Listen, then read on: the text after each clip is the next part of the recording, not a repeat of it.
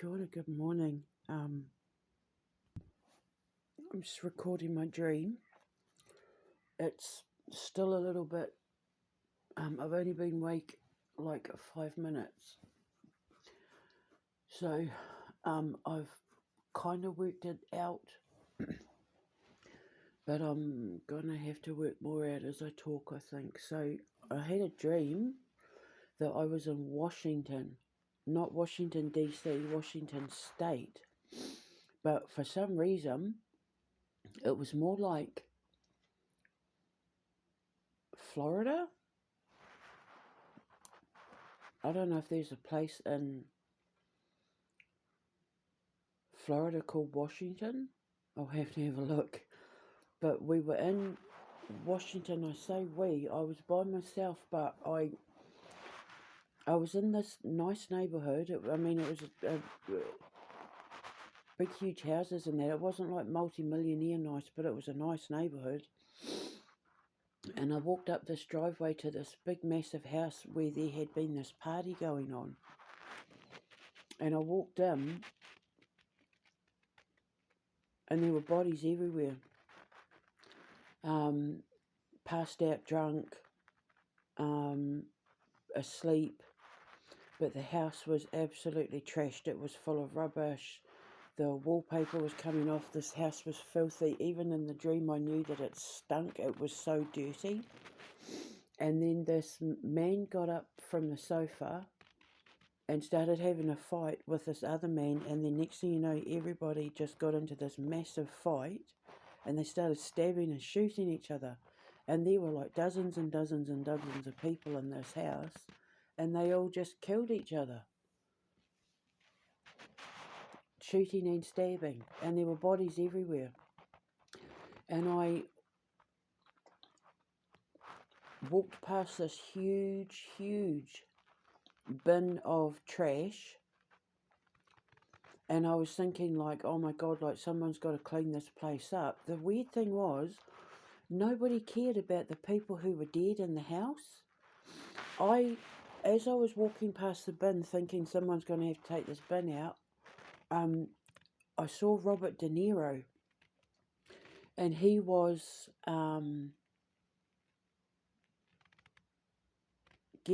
trying to get me out of the house, telling me come this way.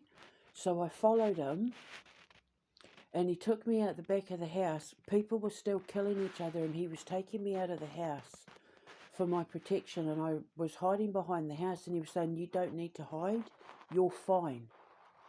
And then he went back in the house, and then for some reason I went back in the house, and I was walking around the house looking at all the bodies, but nobody cared. Like, no one called the police, no one came to see what was going on. It was like, meh, sort of thing.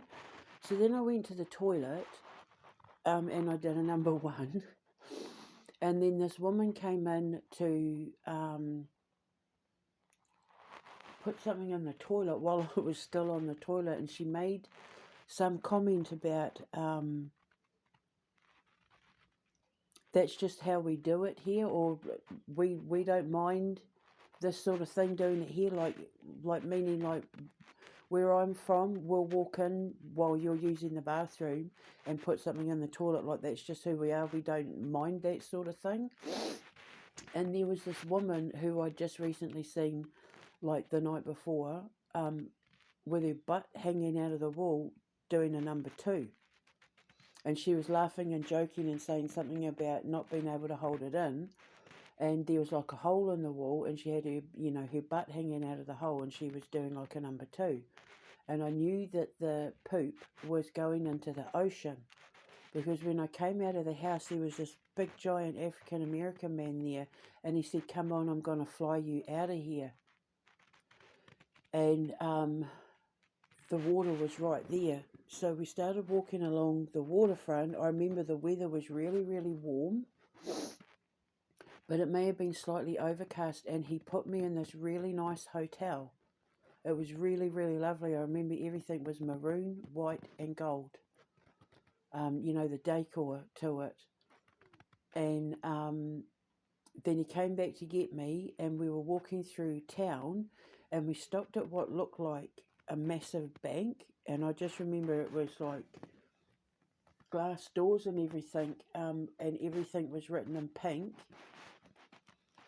but it looked like a massive bank. And he walked up to this table and he started talking to this man, and this man was like so excited. He pulled this contract out, and he wanted him to sign the contract like immediately, like right now, like sign it here, sign right here. And all I remember is that he was offering $20,000 for 2 songs. And then he said, like, let's take it from there. And then I remember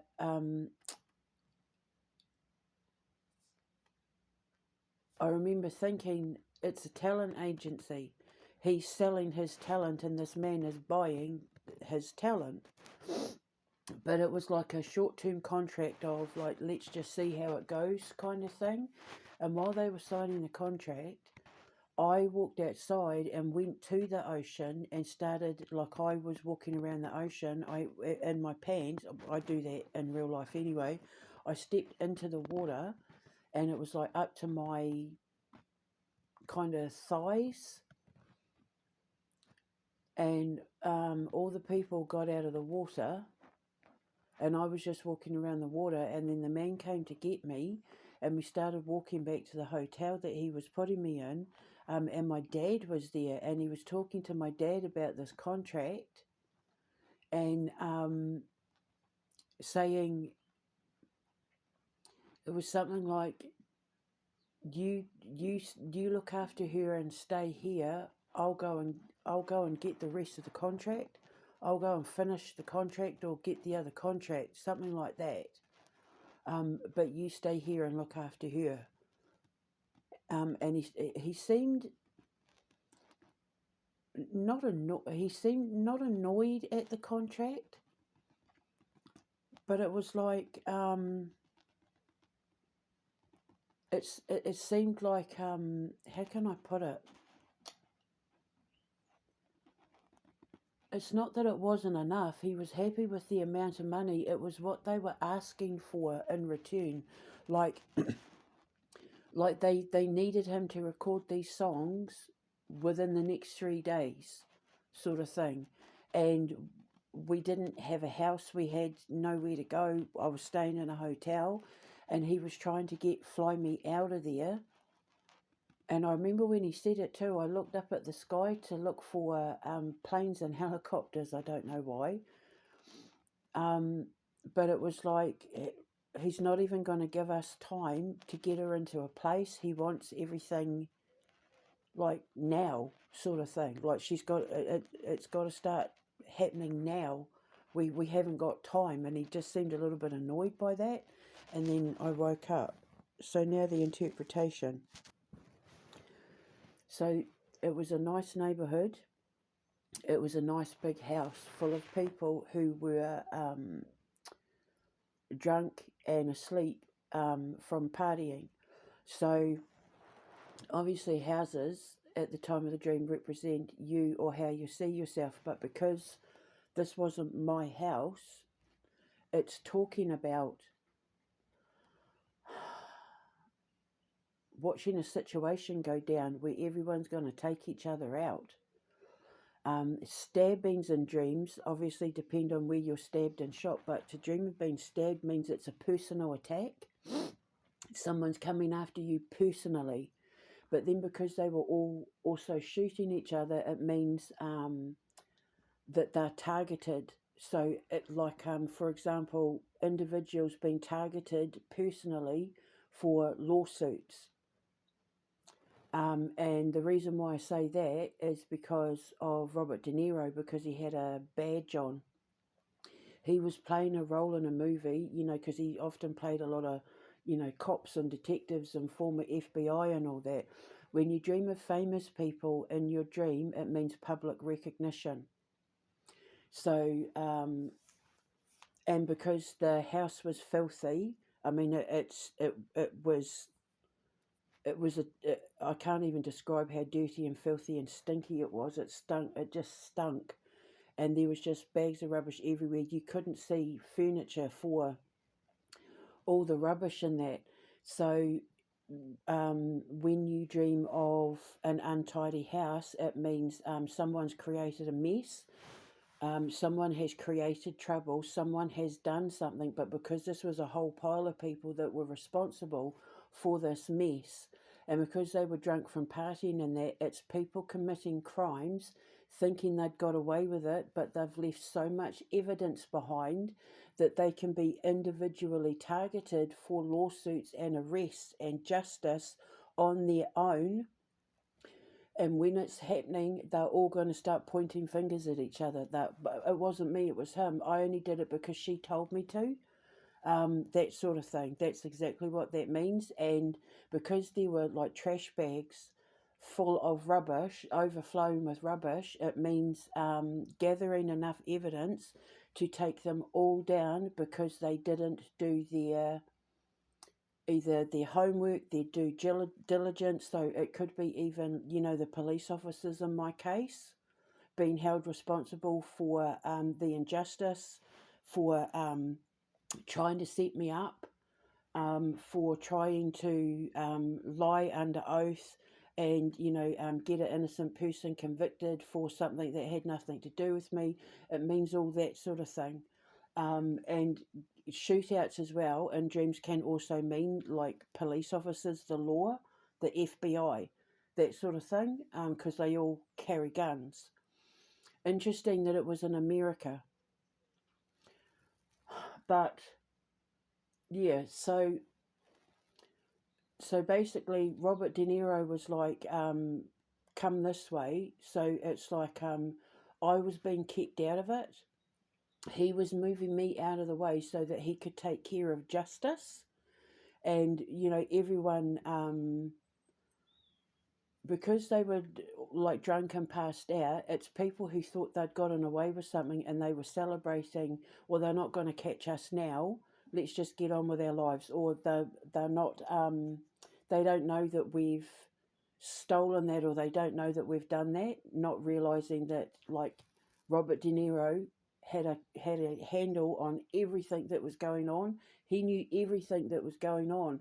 So it's like people thinking they were getting away with it, but that the people investigating them knew the whole time what was going on, and they've been gathering evidence.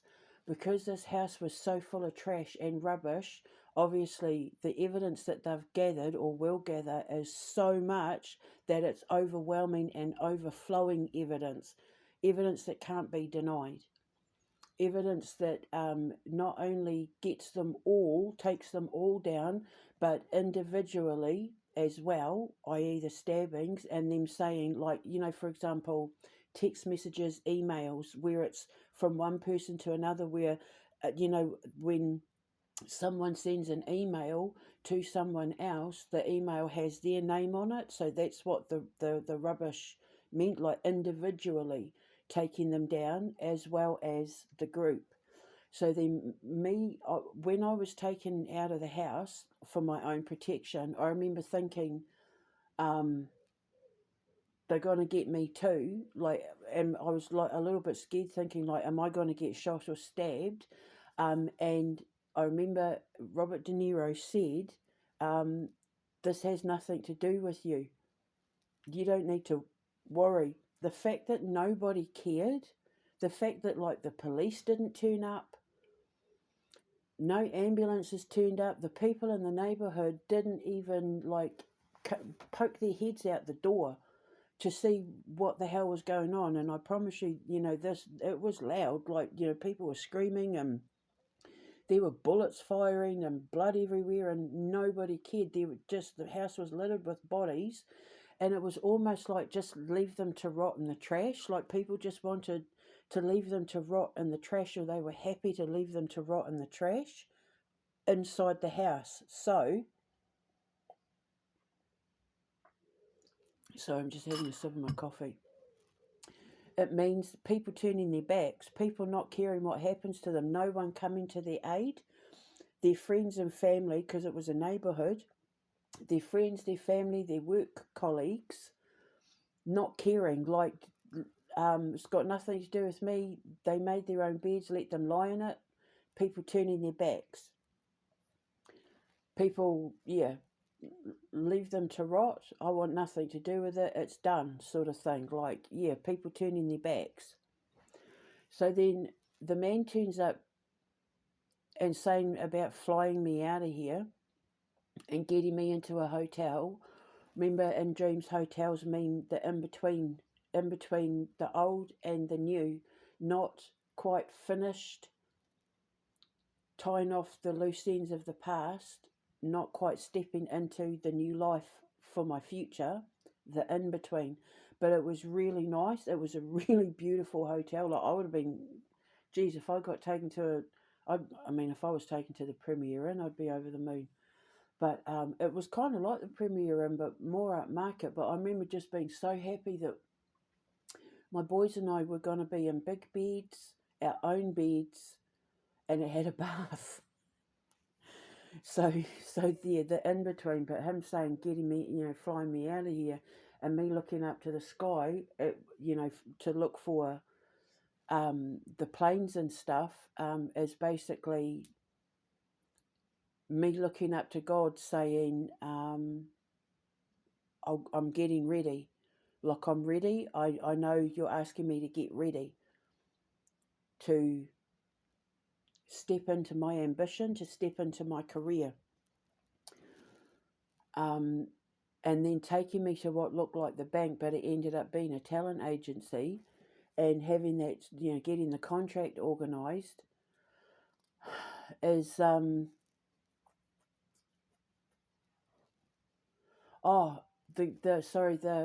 toilet. Sorry, I forgot about the toilet. I'm still trying to wake up. I told you I'd be figuring it out as I went. The going to the toilet part, when you dream of going to the toilet to do a number one, it means the release of stress and tension, letting go, finally being able to let go, letting go of all the stress and tension. And then the girl pooping, the one from YouTube that was pooping out the hole in the wall, poop is money, like a unexpected windfall, some money coming in that you're not expecting. And because she was pooping on the wall, it was quite a surprise. So it's like, money coming out of nowhere and being like just completely surprised by it. The woman coming in to put the toilet paper in the toilet and saying that's just how we do it here, meaning what she's saying is,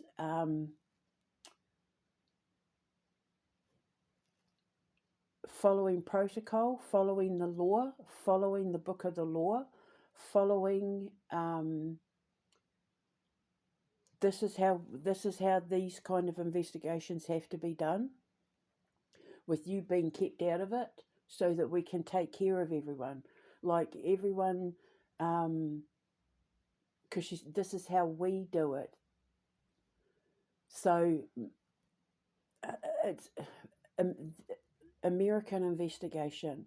Obviously, my investigation is, what's happened to me because of Rocio, because like 90% of the people that did this to me are in America and a couple in Canada. It's like, we do things different over here, but this is the law. We're following the law. It might not be how it's done in the UK, but this is how it's done here. That kind of thing. And I do need to stress that all the people in my dream were American. They were either African American, Italian American, or American. There wasn't a single British person there. Although I think the person in the bank might have been. I don't know. Anyway, I'm not going to try and force it because I need to be in the flow of interpreting this dream as I'm remembering it. So then, yeah, so basically, like, you can let go now. Like, you can go now. Here's your money. Let us do what we've got to do. We have to follow the rules. We had to do it our way. But now you can go. So when the big giant African American man came to get me, to walk me to the bank, obviously looking up to God to say I'm ready, blah blah blah. I know what you're telling me to do. I know what you're asking me to do. When he took me into the bank and the writing was all pink, obviously pink meaning peace, relaxation, calm, like an end to your struggles, like being able to just relax and let go and be my feminine girly self and just like be at peace. Yeah. So the contract, because the girl doing the poop was a YouTuber, a YouTube influencer,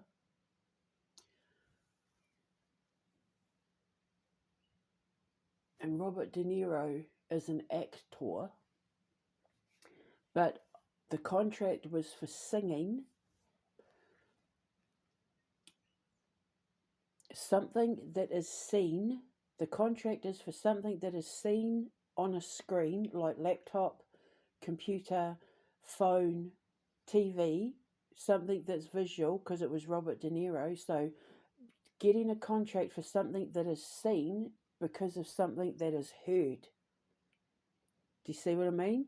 So even though it was Robert De Niro and he's an actor, and the girl doing the poop is on YouTube, so people that are seen on a screen, the contract was for singing.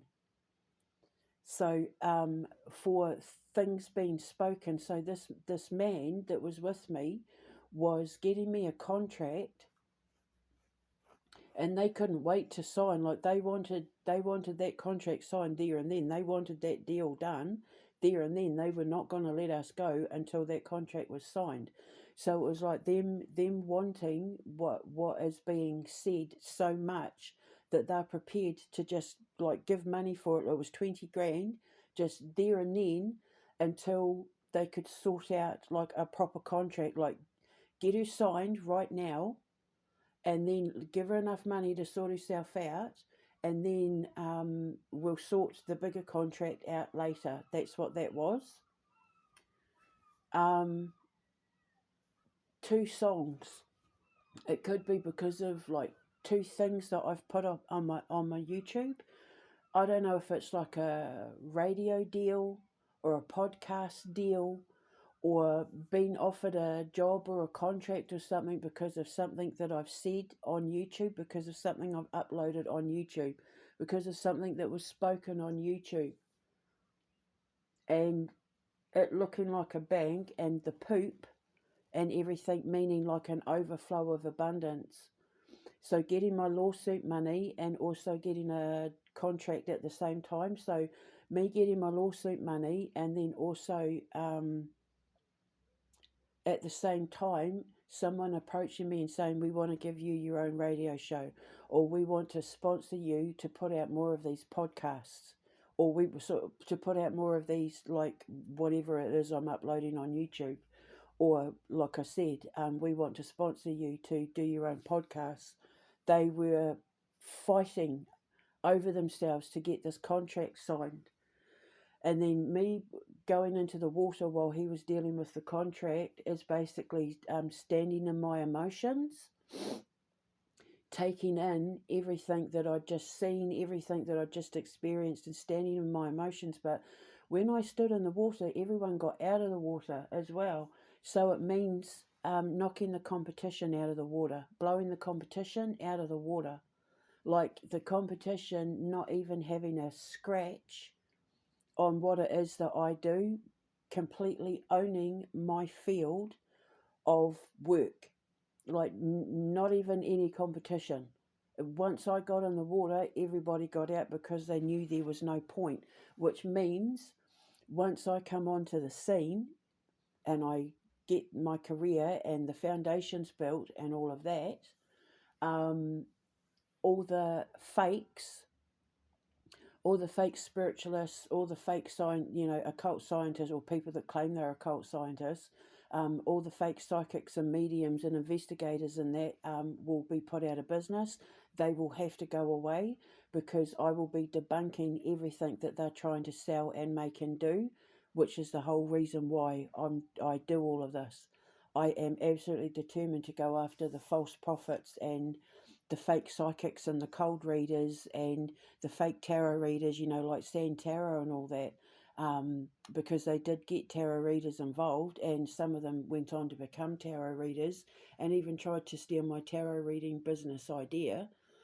So it's basically once I come onto the scene, once I've gotten justice and I come onto the scene or word gets out, um, not only do I blow the competition out of the water, like absolutely knock it out of the park sort of thing, but anyone who was fake or a fraud or a thief or a liar in terms of the industry that I'm in, um, will remove themselves from the game, because they'll either get exposed for being liars, fakes, and frauds, or they will just automatically know I'm not going to be able to compete with that, because if I try, she's going to speak the truth, because it was singing. I was signing a contract for singing, and she's going to expose me. So I'm just going to bow out now, so that I don't get caught up like the people in that house. So him going to my dad and saying, look after her while I get the rest of the contract, is it could either be that my dad is representing like my sons, saying to my sons, because you know the male bloodline, and they are the heirs, just like I'm my dad's heir. Because my dad is the one that pretty much taught me most of the investigative stuff. He's the one that turned me into the science, you know, doing my investigations and my science and all that is because of my dad. And the high priestess is, you know, I can do what I do for the high priestess side because of my dad's Egyptian bloodline. I have my connection to Allah because of dad's, you know, Egyptian, Iranian, Syrian bloodline.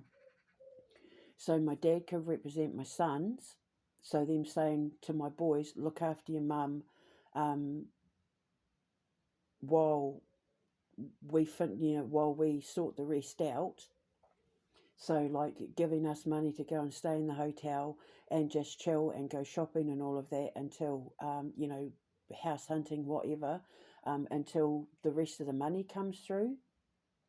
Because they might, like I might be given a little bit of money until the lawsuit money comes in, or because that's what it seemed like.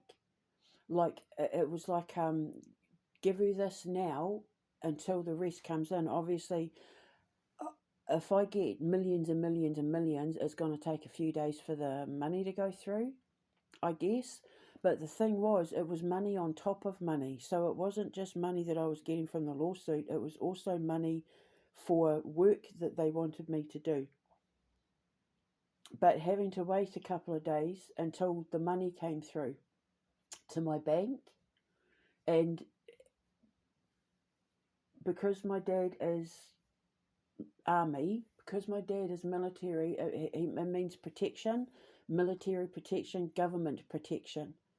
So being protected by officials, being protected by people in authority until they could get us, until we could leave the United Kingdom, until we could leave Yorkshire, until they could get us out of here.